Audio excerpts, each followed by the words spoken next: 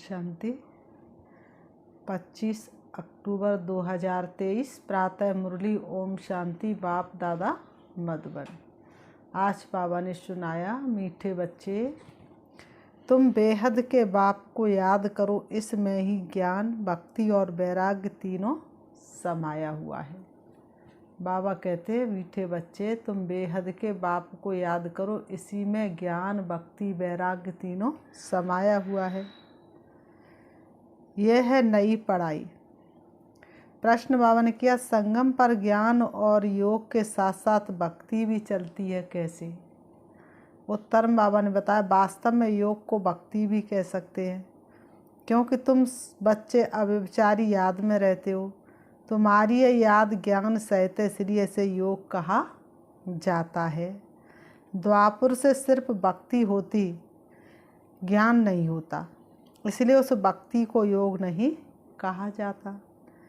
उसमें कोई अहम ऑब्जेक्ट नहीं है। अभी तुम्हें ज्ञान भी मिलता, योग भी करते, फिर तुम्हारा बेहद की सृष्टि से वैराग्य भी है। आज की मुरली से बहुत सुंदर गीत बजा है। किसी ने मुझको बना के अपना मुस्कराना सिखा दिया, अंधेरे दिल में किसी ने हंस के चिराग जैसा जला दिया। किसी ने मुझको बना के अपना मुस्कराना सिखा दिया। ना प्यार देखा ना प्यार जाना, ना प्यार देखा ना प्यार जाना, सुनी थी लेकिन कहानियाँ, सुनी थी लेकिन कहानियाँ, जो ख्वाब रातों मैं भी न देखा, वो ख्वाब दिन में खिला दिया। किसी ने मुझको बना के अपना मुस्कराना सिखा दिया। शर्म के मारे मैं कुछ न बोली, शर्म के मारे मैं कुछ न बोली, नजर ने पर्दा गिरा दिया, मगर वो सब कुछ समझ गए हैं, ये दिल भी मैंने गवा दिया। किसी ने मुझको बना के अपना मुस्कराना सिखा दिया, अंधेरे दिल में किसी ने हंस के चिराग जैसे जगा दिया। ओम शांति। बेहद का बाप समझाते हैं, शास्त्रों की पढ़ाई हुआ कोई पढ़ाई नहीं, क्योंकि शास्त्रों की पढ़ाई में कोई अहम ऑब्जेक्ट नहीं है। शास्त्रों से कोई दुनिया का पता नहीं पड़ता है। अमेरिका कहाँ है, किसने ढूंढी, ये बातें शास्त्रों में नहीं है। कहते फलाने ने ढूंढी, दूसरे इलाके ढूंढते अपने रहने लिए। देखा मनुष्य बहुत हो गए हैं, रहने लिए ज़मीन तो चाहिए ना।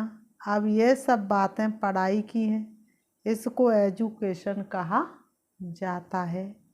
तुम्हारा भी एजुकेशन है, इसको आश्रम कहे अथवा इंस्टीट्यूशन कहे या यूनिवर्सिटी कहे, इसमें सब आ जाता है।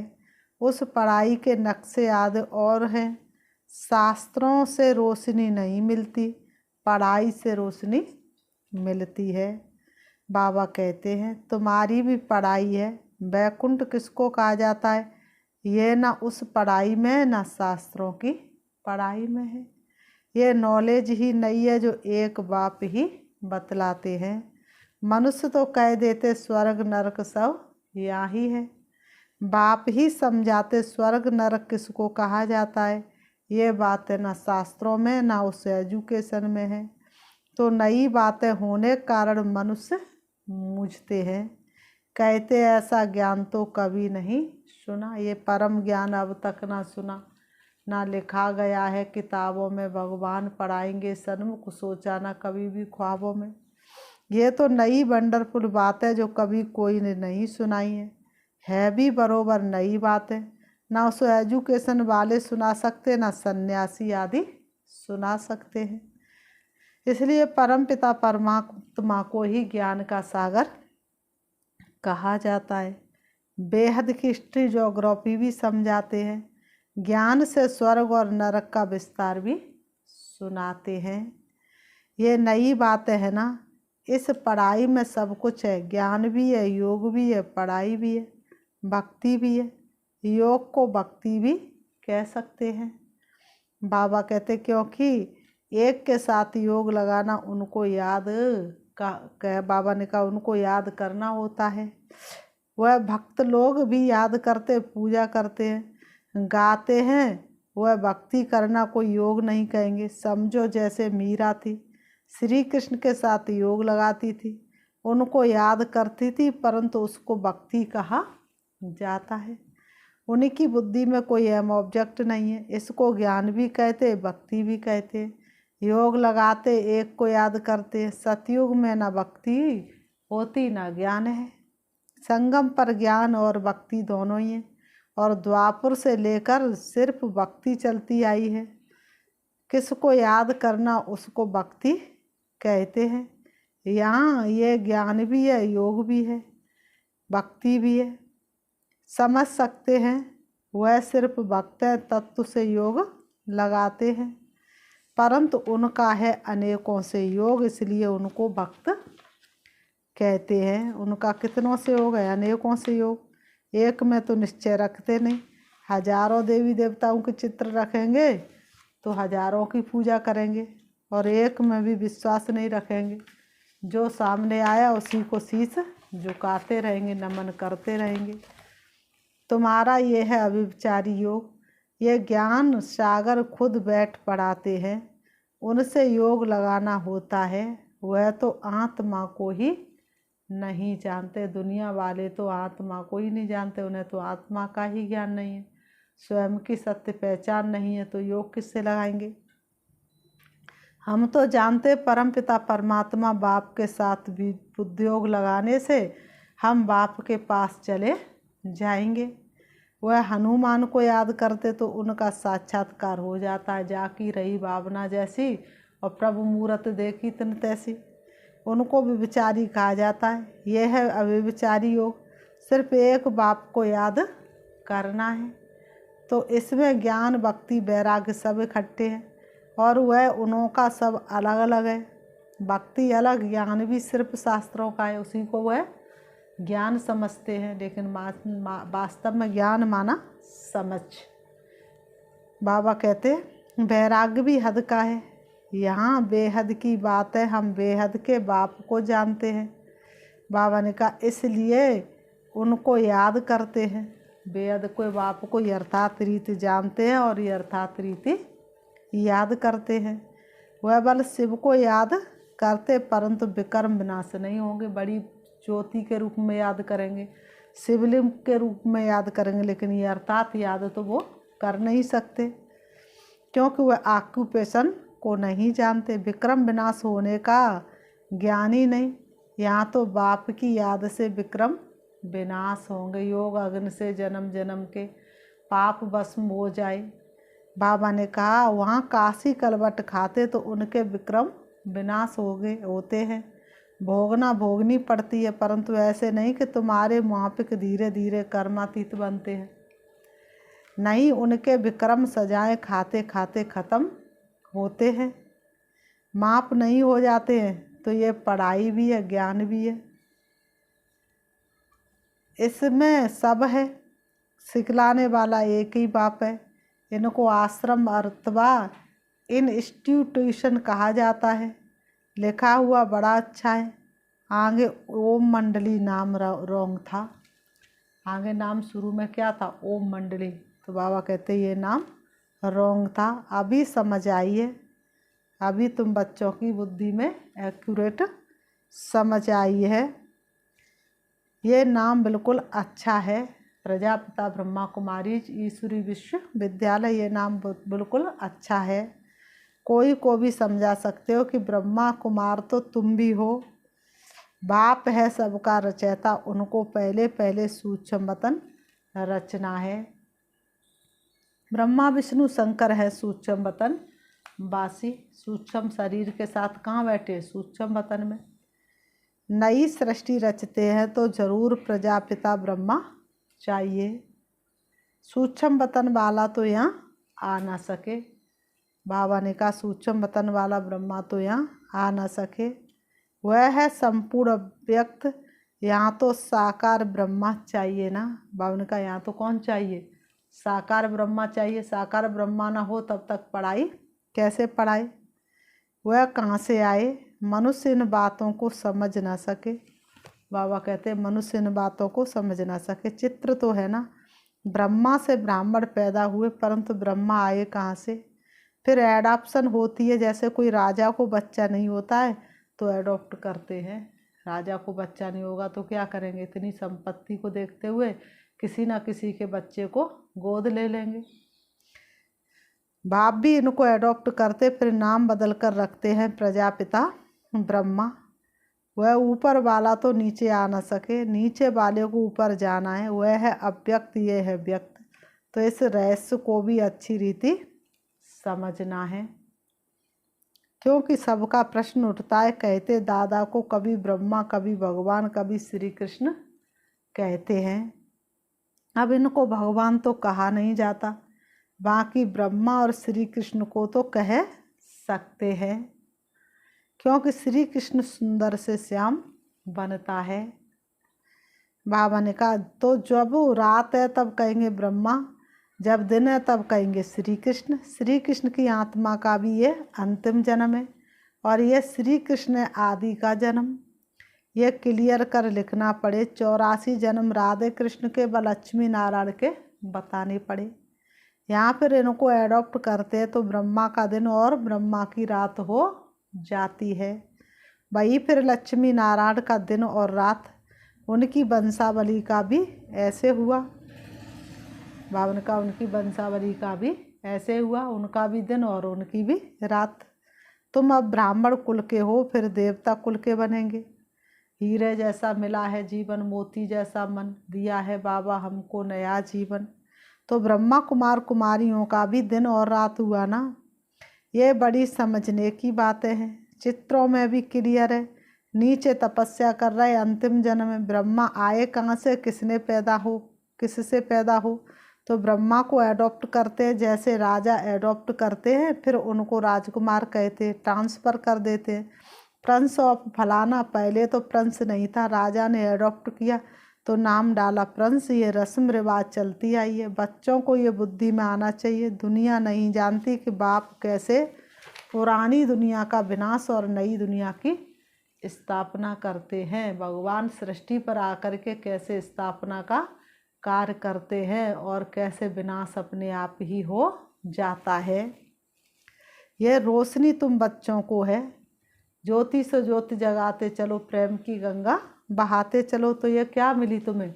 ज्ञान के द्वारा रोशनी मिली ना। तुम्हारे में भी बच्चे कैसे हैं? नंबर 12। सब एक जैसा पढ़ नहीं सकते, एक जैसा पुरुषार्थ सबका हो ना सके। आगे चलकर छोटी छोटी बच्चियां भी बहुत तीखी होती जाएंगी, क्योंकि कुमारियां हैं। लिखा हुआ भी है कि कुमारियों द्वारा बाण मरवाए। कुमारियों का चमत्कार नंबर 1 में गया है। बाल ब्रह्मचारिणी ब्रह्मा कुमारियां, श्वेत वस्त्र धारणीय ब्रह्मा कुमारियां।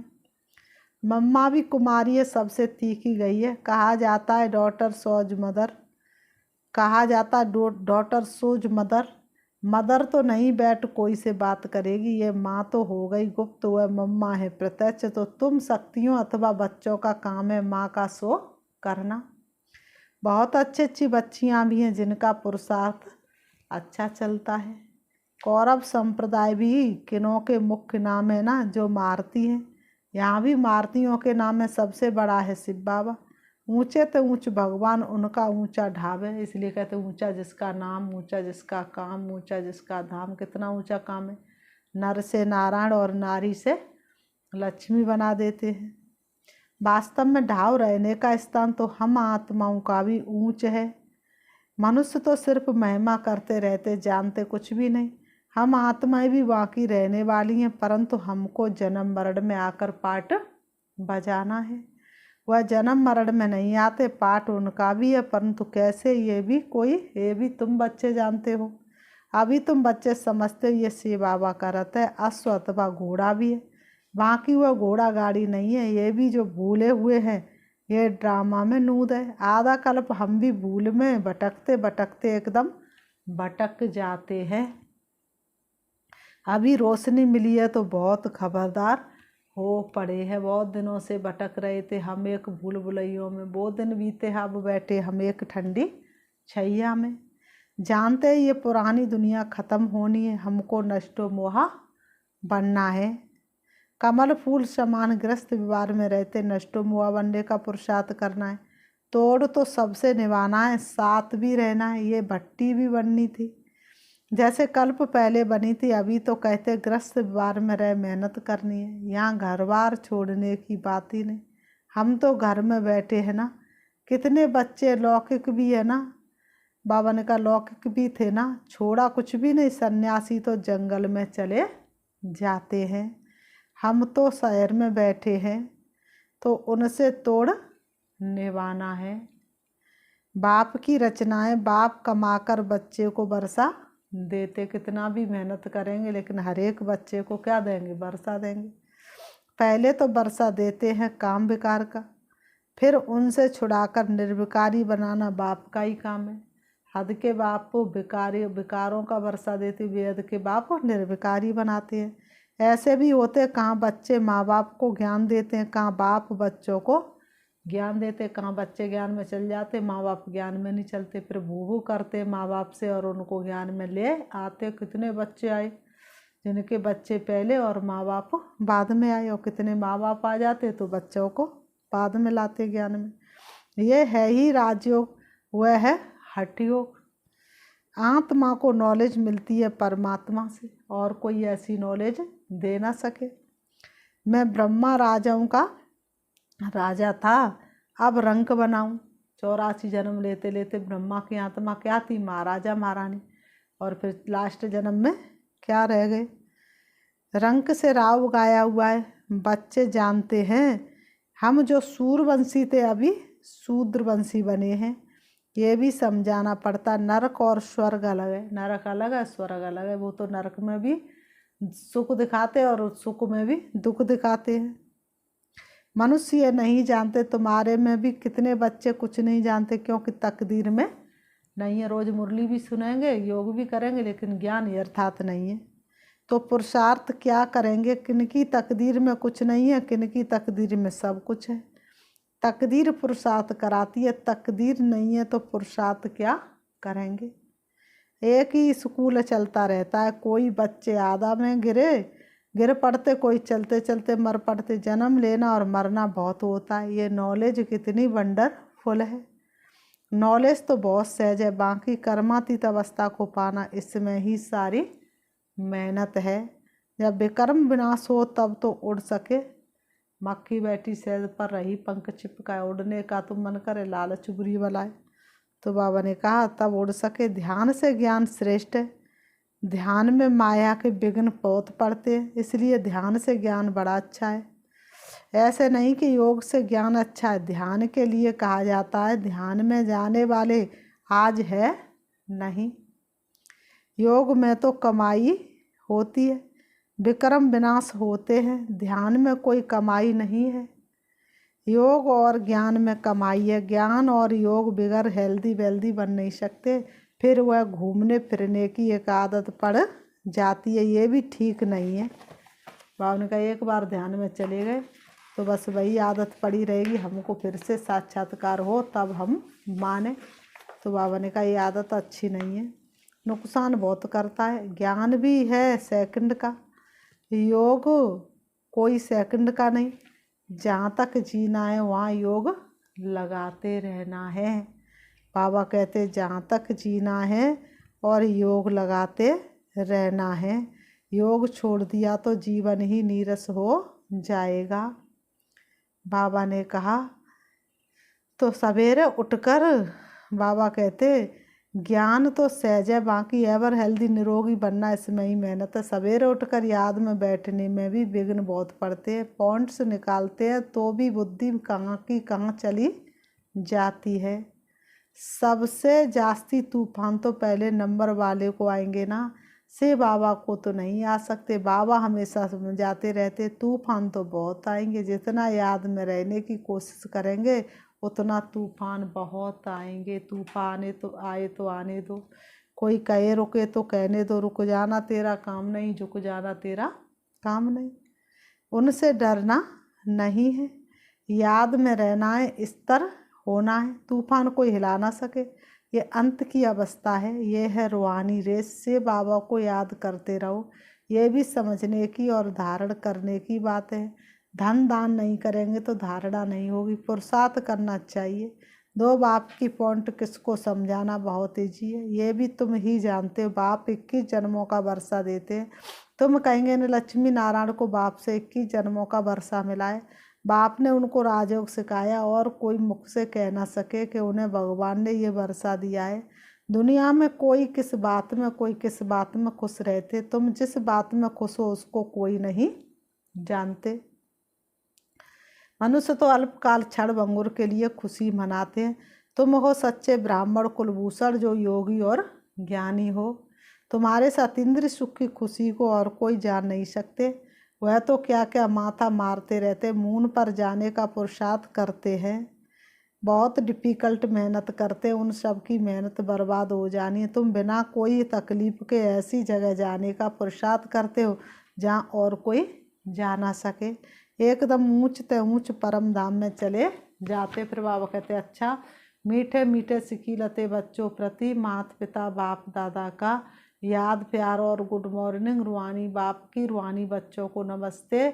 हम रूहानी बच्चों की रूहानी बाप दादा को याद प्यार और नमस्ते नमस्ते नमस्ते। धारणा के लिए मुख्य सा नंबर 1, ग्रस्त व्यवहार में रहते नष्टो मुआवी बनना है। सासा सबसे तोड़ निभाते कमल फूल समान रहना है। ग्रस्त व्यवहार में रहते नष्टो मुआवी बनना है। सासा सबसे तोड़ निभाते कमल फूल समान रहना है। नंबर 2, धारणा करने के लिए ज्ञान धन का दान जरूर करना है। ज्ञान और योग से अपनी कमाई जमा करनी है, बाकी ध्यान दीदार की आस नहीं रखनी है। वरदान, संतुष्टता के सर्टिफिकेट द्वारा भविष्य राज्य भाग्य का तख्त प्राप्त करने वाले संतुष्ट मूर्त भव। संतुष्टता के सर्टिफिकेट द्वारा भविष्य राज्य भाग्य का तख्त प्राप्त करने वाले संतुष्टि मूर्ति भव। स्पष्टीकरण, संतुष्ट रहना और सर्व को संतुष्ट करना है। यह स्लोगन सदा आपके मस्तक रूपी बोर्ड पर लिखा हुआ हो, क्योंकि इसी सर्टिफिकेट वाले भविष्य में राज्य भाग का सर्टिफिकेट लेंगे। तो रोज अमृत वेले से स्लोगन को स्मृति में लाओ। जैसे बोर्ड पर स्लोगन लिखते हो ऐसे सदा अपने मस्तक के बोर्ड पर यह स्लोगन दौड़ाओ, तो सभी संतुष्ट मूर्तियां हो जाएंगे। जो संतुष्ट है वह सदा प्रसन्न है। भवन का जो संतुष्ट है वह सदा प्रसन्न है। स्लोगन है, आपस में स्नेह और संतुष्टता संपन्न व्यवहार करने वाले ही सफलता मूर्त बनते हैं। आपस में स्नेह और संतुष्टता संपन्न व्यवहार करने वाले ही सफलता मूर्त बनते। अच्छा, ओम शांति। अच्छा, ओम शांति। अभी हम शिव बाबा को याद करते हैं। अपने मन को चारों तरफ से हटाएंगे, कोई याद ना आए। मैं आत्मा हूँ, चमकता हुआ सितारा, दोनों भ्रमों के बीच भ्रकुटी में विराजमान, सातों रंगों से सातों गुणों से सजी हुई मैं आत्मा मणि की तरह चमक रही हूँ।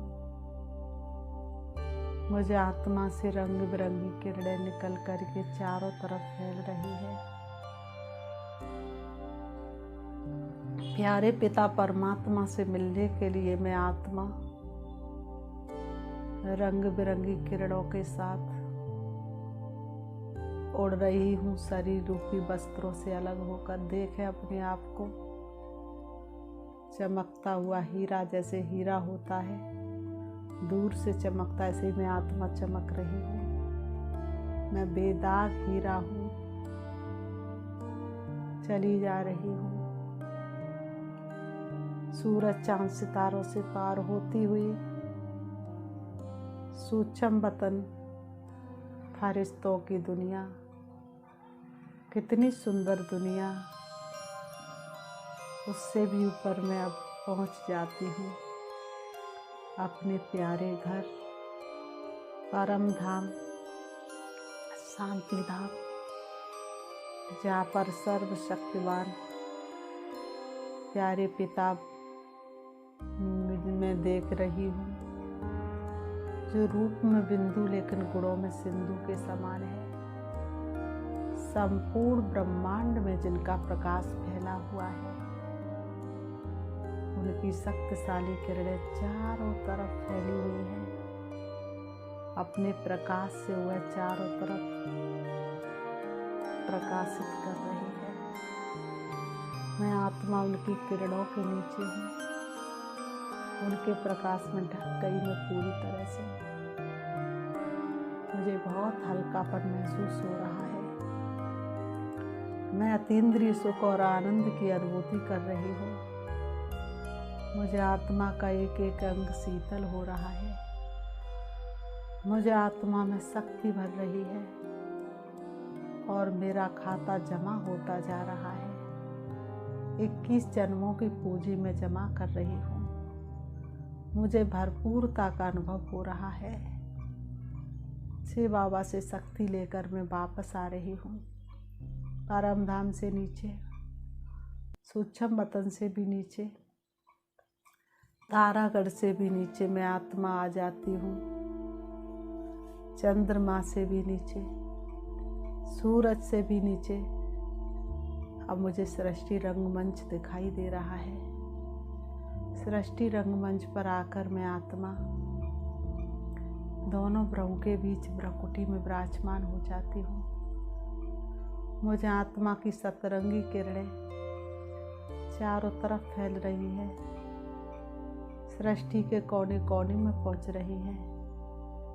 सभी का उद्धार हो रहा है, सभी पाप मुक्त हो रहे हैं। ओम शांति, ओम शांति।